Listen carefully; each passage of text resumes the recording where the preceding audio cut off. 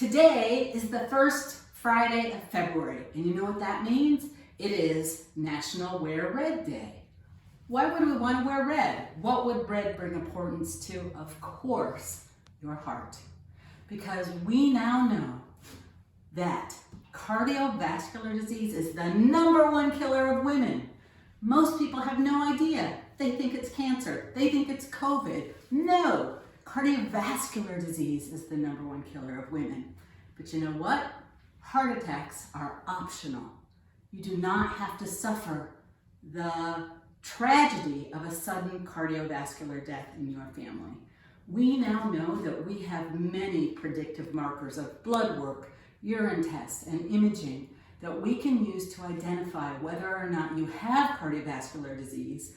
And if you do, we take a deep dive into all the root causes that are causing the inflammation and corrupted cholesterol that leads to plaque that causes events. This is no longer a disease that you have to sit back and get jumped out of the bushes at, and that suddenly, with supposedly no risk factors, you have a problem.